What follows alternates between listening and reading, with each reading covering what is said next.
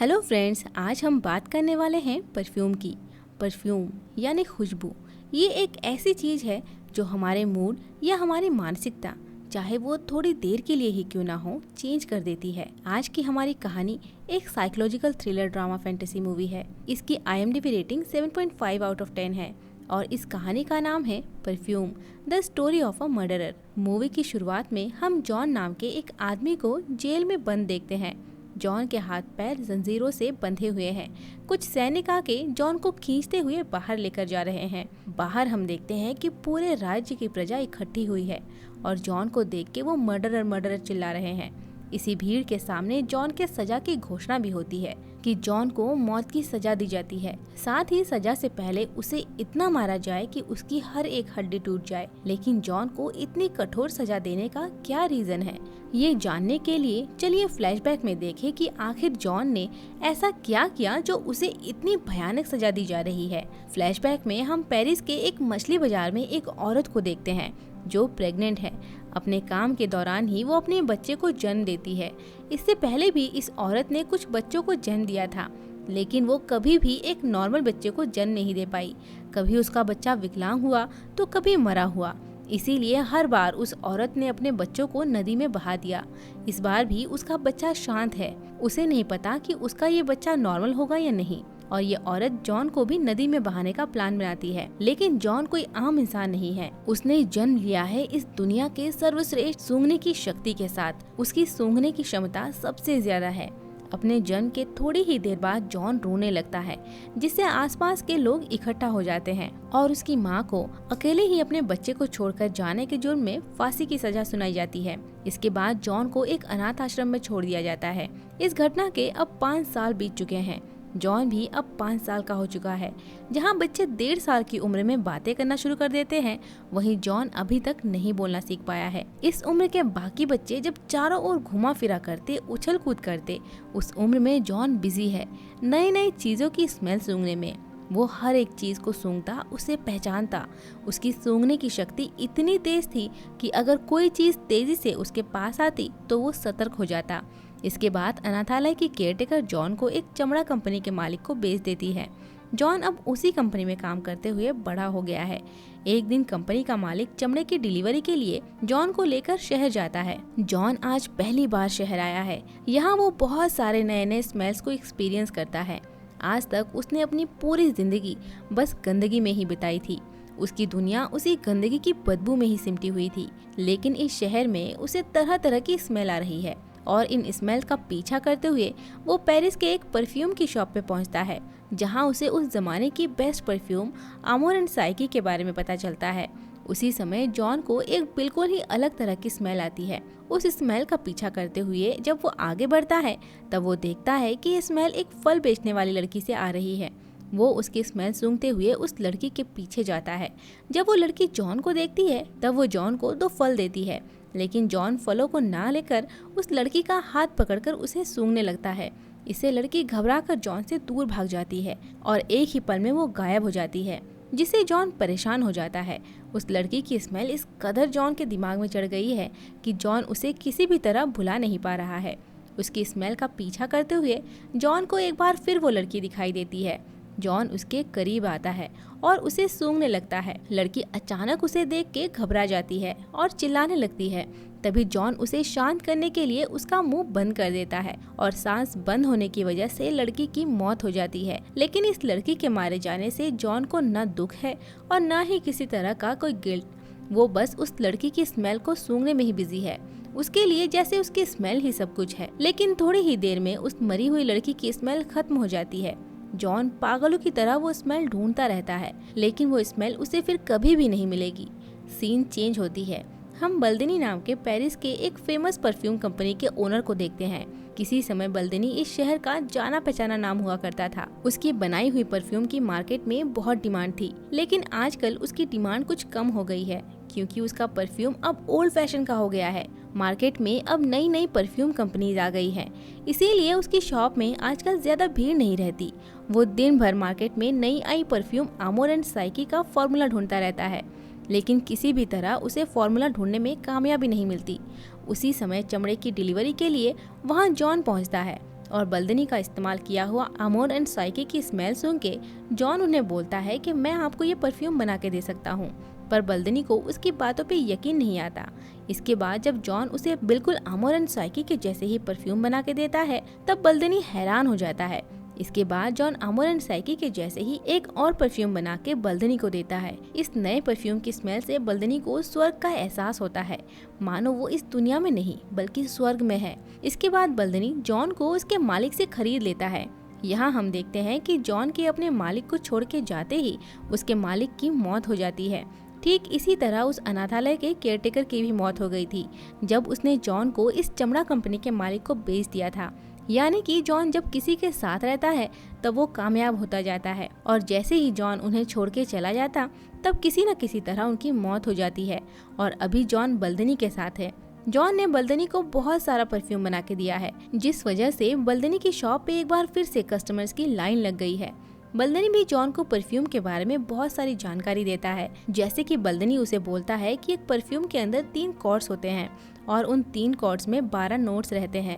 जैसे कि अगर हम किसी दीवार को परफ्यूम माने तो उसका हर एक ईंट उसका कॉर्ड है। बल्दनी उसे बोलता है कि आज तक सिर्फ 12 नोट ही तैयार हो पाया है, और ये कहावत है कि अगर कोई 13वां नोट बना पाया तो उससे बना परफ्यूम होगा आज तक का सर्वश्रेष्ठ परफ्यूम, और उस परफ्यूम की खुशबू से सभी इतना मदहोश हो जाएंगे कि उन्हें दुनिया में स्वर्ग का एहसास होने लगेगा।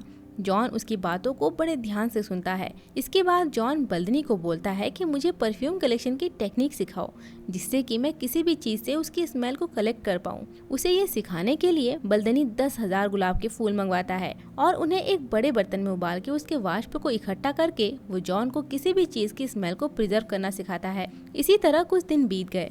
एक रात बल्दनी को जॉन के रोने की आवाज आती है। वो जॉन के पास पहुंच के देखता है कि जॉन मेटल्स यानी लोहा, निकिल, तांबा, इन सारे मेटल्स की स्मेल को कलेक्ट करने की कोशिश कर रहा है। बल्दनी उससे पूछता है कि तुम ये क्या कर रहे हो। ये बोलते हुए बल्दनी देखता है कि जॉन ने अपने एक्सपेरिमेंट में बल्दनी की बिल्ली को भी शामिल किया हुआ है। इस बात से बल्दनी बहुत नाराज हो जाता है और वो जॉन को बोलता है कि तुम किसी भी तरह किसी भी जीव से उसकी स्मेल को कलेक्ट नहीं कर सकते हो। और ये बात सुनते ही जॉन बेहोश हो जाता है। इस घटना के बाद जॉन अब बीमार रहने लगा, क्योंकि उस फल बेचने वाली लड़की की स्मेल ने उसे पागल कर दिया था। लेकिन उस लड़की के साथ जॉन ने उसकी स्मेल को भी खो दी, और उसके बाद से ही जॉन का बस एक ही टारगेट है कि वो किसी भी जीव की स्मेल को प्रिजर्व करके रखेगा। लेकिन बल्दनी ने जब उसे बोला कि वो किसी भी जीव की स्मेल को प्रिजर्व नहीं कर सकता, तब जॉन हताश हो गया। इसी टेंशन में वो बीमार रहने लगा है। बल्दनी उसे बोलता है कि एक और टेक्निक भी है जिसकी मदद से वो किसी जीव की स्मेल को प्रिजर्व कर सकता है, लेकिन वो प्रोसेस बल्दनी को भी नहीं पता। उस प्रोसेस को सीखने के लिए जॉन को ग्रास सिटी जाना होगा। इसीलिए जॉन बल्दनी को 100 से भी ज्यादा परफ्यूम के फॉर्मूले देता है, जिसके बदले बल्दनी जॉन को ग्रास सिटी जाने की परमिशन दे देता है। साथ ही वो उसे एक लेटर भी देता है जिसमें सिफारिश है कि जॉन को परफ्यूम बनाने के काम पे रख लिया जाए। इस लेटर के साथ जॉन वहाँ से निकल जाता है ग्रास सिटी के लिए। हम देखते हैं कि बल्दनी बहुत खुश है, लेकिन जॉन के बल्दनी को छोड़ के जाने की वजह से उसी रात ही बल्दनी की मौत हो जाती है। उधर जॉन अब पूरी तरह से आजाद है। वो अब किसी का गुलाम नहीं है। वो अपनी इस आजादी की खुशबू को भी महसूस कर सकता है। अपने इस सफर में वो एक गुफा में कुछ दिन बिताता है। इसी तरह एक रात अपने सपने में जॉन उसी फल बेचने वाली लड़की को देखता है। अपने सपने में वो देखता है कि वो उस लड़की के सामने खड़ा है, लेकिन वो लड़की उसे नहीं देख पाती, उसे महसूस नहीं कर पाती। ऐसा लगता है कि जॉन उसके सामने है ही नहीं। जॉन की आंख खुलती है और उठते ही वो अपने आप को सूंघने लगता है। तभी जॉन को ये पता चलता है कि इस पूरी दुनिया में सूंघने की शक्ति जिसके पास सबसे ज्यादा है, उसकी अपनी ही कोई स्मेल या खुशबू नहीं है। जॉन इस बात से टूट जाता है। अब उसे अपने सपने का मतलब समझ आ गया है कि आखिर क्यों सपने में उस फल बेचने वाली लड़की को वो दिखाई नहीं दिया। हताश होकर जॉन ग्रास सिटी की ओर निकल पड़ता है। तभी जॉन को एक स्मेल आती है। एक बार फिर से जॉन इस स्मेल से मुग्ध हो गया है। ये स्मेल है लॉरा नाम की एक लड़की की। ये स्मेल भी ठीक वैसी ही है जैसे कि उस फल बेचने वाली लड़की की थी। जॉन उस स्मेल का पीछा करता है और उसका पीछा करते हुए वो उसके घर ग्रास सिटी तक पहुंचता है। और ये घर है ग्रास सिटी के एक नामी आदमी का, जिसका नाम है एंटोनी रिचेस। और जॉन को जो स्मेल आई थी वो स्मेल है एंटोनी की बेटी लॉरा की। इसके बाद जॉन काम के लिए मैडम अर्नुल्फी के पास जाता है। अनुल्फी उसे काम पे रख लेती है। जॉन दिलो जान से यहाँ काम सीखने लगता है। यहाँ जॉन स्मेल प्रिजर्वेशन की कुछ टेक्निक सीखता है। इसके बाद ग्रास सिटी की ही एक सुंदर लड़की जिसकी स्मेल भी बहुत अच्छी है, उसे जॉन किसी तरह मार देता है। उस लड़की की लाश को वो अपनी परफ्यूम की फैक्ट्री में लाके किसी लिक्विड में भिगो के रखता है, जिससे कि वो उसकी स्मेल को प्रिजर्व कर पाए। लेकिन इस टेक्निक से जॉन उसकी स्मेल को कलेक्ट करने में नाकामयाब रहता है और इससे जॉन एक बार फिर से हताश हो जाता है। इसके बाद जॉन रेड लाइट एरिया में जाता है। उसके साथ रात बिताने के लिए वो एक प्रोस्टिट्यूट को कुछ पैसे देता है। उसे अपने घर लाके जॉन उसकी बॉडी पे जानवरों का फैट लगाता है। प्रोस्टिट्यूट जॉन की यह हरकत देख के घबरा जाती है, क्योंकि आज तक उसके पास जितने भी कस्टमर्स आए हैं वो कभी भी इस तरह की हरकत नहीं करते हैं। लेकिन जॉन अलग है, वो उसकी बॉडी पे फैट का लेप लगाता ही रहता है। वो लड़की जॉन को ऐसा करने से मना करती है, लेकिन जॉन किसी भारी चीज से वार करके उसे मार देता है। इसके बाद उसके सारे कपड़ों को उतार के उसकी पूरी बॉडी पे वो किसी जानवर की खाल को लपेट देता है। थोड़ी देर बाद जॉन उसकी बॉडी से जानवरों का लगाया हुआ फैट निकाल लेता है। इसके बाद वो उस जमा किए हुए फैट को उबाल के उसके वाष्प को इकट्ठा कर लेता है और अब पहली बार वो किसी औरत की स्मेल को प्रिजर्व करने में कामयाब हो गया है। इसके बाद जॉन एक लकड़ी के बॉक्स में 13 कांच की शीशी रखता है, क्योंकि बल्दनी ने उसे बताया था कि जो कोई भी 13वें नंबर की परफ्यूम तैयार कर पाएगा वो परफ्यूम होगा इस दुनिया का बेस्ट परफ्यूम। ये परफ्यूम इसी दुनिया में स्वर्ग की अनुभूति कराएगा, जिसके लिए जॉन को 13 लड़कियों की जरूरत है, जिनमें से एक को मार के जॉन को उसकी परफ्यूम मिल गई है। और इन 13 में से जो 13वीं शीशी है उसको खास जॉन ने लॉरा के लिए बचा के रखा है। दूसरी तरफ हम देखते हैं कि लॉरा का बर्थडे सेलिब्रेट किया जा रहा है। उसी घर से जॉन ट्विंस बहनों को किडनैप करके लाता है और उन दोनों के बालों को काट देता है। इसके बाद उनकी बॉडी से वो उनकी स्मेल को 2 शीशी में प्रिजर्व कर लेता है। इस घटना के बाद ग्रास सिटी में एक के बाद एक कई सुंदर लड़कियों की लाश मिलने का सिलसिला शुरू हो गया, जिनके बालों को काट लिया गया और बिना कपड़ों के उनकी लाश मिली। इस घटना से ग्रास सिटी के लोगों में दहशत का माहौल है। सारे लोग अपने घर की औरतों को बंद करके रखने लगे हैं। वहाँ के प्रशासन एक मीटिंग अरेंज करती है। बावजूद इसके ये मौत का खेल नहीं रुकता। जॉन एक के बाद एक लड़की को मारता ही जा रहा है और उनसे उनकी परफ्यूम या स्मेल को प्रिजर्व करके अपने कांच की शीशियों को भरता जा रहा है। इस तरह से उसके 12 शीशी तैयार हो गए और अब सिर्फ 13 नंबर की शीशी बची हुई है, जो कि वो एंटोनी की लड़की लॉरा से लेने वाला है। इसके बाद ग्रास सिटी के चर्च में एक मीटिंग होती है। यहाँ लोग इस बात पर चर्चा कर रहे हैं कि किस तरह से इस खूनी को पकड़ा जाए। लेकिन तभी एक आदमी अपने हाथ में एक लेटर के साथ वहाँ भागते हुए पहुँचता है। वो बोलता है कि एक आदमी ने सरेंडर किया है और वो बोल रहा है कि इन सारी लड़कियों को उसने ही मारा है। सभी के इस बात पर यकीन करने पर भी एंटोनी को उस पर यकीन नहीं है, क्योंकि जिस आदमी ने सरेंडर किया है उसने बयान दिया है कि उसने सारी लड़कियों को पकड़ के उनके बालों को काट के उनका रेप किया है। लेकिन एंटोनी ने उन सारी लाशों को देखा था। उसे पता है कि इन लड़कियों को किसी भी तरह से टॉर्चर नहीं किया गया था और ना ही उनका रेप किया गया था। किलर ने सभी को बिना तड़पाए ही मारा था। उसका मोटिव कुछ और ही है। उसने जितनी भी लड़कियों को मारा है वो सारी सुंदर लड़कियां थी और ग्रास सिटी में एंटोनी की बेटी लॉरा से ज्यादा कोई भी सुंदर नहीं है। ये सोच के एंटोनी परेशान हो गया, इसीलिए एंटोनी अपनी बेटी को लेकर शहर छोड़ देता है। उधर जॉन समझ गया है कि लॉरा की स्मेल उससे कहीं दूर जा रही है, इसीलिए जॉन जल्दी से अपने परफ्यूम के सेट को लेकर लॉरा की स्मेल का पीछा करता है। दूसरी तरफ हम देखते हैं कि जॉन ने जिस प्रोस्टिट्यूट को पहले मारा था उस प्रोस्टिट्यूट का एक पालतू कुत्ता भी था। वो कुत्ता जॉन के घर से उस प्रोस्टिट्यूट के बाल और उसके कपड़ों को सूंघ के निकाल लेता है। इसके बाद पुलिस आके जॉन के घर से उस 12 लड़कियों के बाल और उनके कपड़े बरामद करती है। इसी के साथ ही पुलिस चारों ओर जॉन को ढूंढना भी शुरू कर देती है। उधर हम देखते हैं कि एंटोनी ने एक होटल पहुंच के उसके सारों कमरों को बुक कर लिया है। एंटोनी लॉरा को एक कमरे में बंद कर उसकी चाबी को अपने पास ही रख लेता है ताकि लॉरा सेफ रहे। लेकिन उसी रात उस होटल में जॉन भी पहुंचता है। जॉन एंटोनी के कमरे में पहुंच के लॉरा के कमरे की चाबी ले लेता है। इसके बाद वो लॉरा के कमरे में जाके उसकी बॉडी से उसका सारा परफ्यूम ले लेता है। अगली सुबह एंटोनी लॉरा के कमरे में पहुंच के देखता है कि लॉरा की लाश बिस्तर पे पड़ी हुई है। दूसरी तरफ हम देखते हैं कि जॉन ने अपने 13 नंबर की शीशी को लॉरा की स्मेल से भर दिया है और इसके बाद उन 13 लड़कियों के स्मेल को जॉन एक बड़ी शीशी में एक साथ मिलाकर एक नई परफ्यूम बना लेता है। लेकिन तभी पुलिस उसे ढूंढते हुए वहां पहुंचती है और जॉन को गिरफ्तार कर लेती है और यहीं पे फ्लैशबैक खत्म होता है। मूवी प्रेजेंट में आती है, जहां से मूवी की शुरुआत हुई थी और आज जॉन की सजा का दिन है। इसीलिए पूरे ग्रास सिटी के लोग यहाँ इकट्ठा हुए हैं। जब जॉन को लाने के लिए कुछ सिपाही जेल में पहुँचते हैं, उससे पहले ही जॉन चुपचाप अपने बनाए हुए उस परफ्यूम की कुछ बूंदें अपनी गर्दन और हाथों पे छिड़क लेता है और इसी परफ्यूम की स्मेल से सारे सिपाही उसके वश में आ जाते हैं। इसके बाद जॉन किसी राजकुमार की तरह सबके सामने आता है और जब भीड़ के बीच से वो गुजरता है तब सारे लोग उसे बहुत हैरानी से देखने लगते हैं। बल्कि जॉन को फांसी देने के लिए जो जल्लाद आया हुआ था वो भी जॉन के सामने अपने घुटने टेक देता है और जोर जोर से चिल्लाने लगता है कि जॉन बेगुनाह है।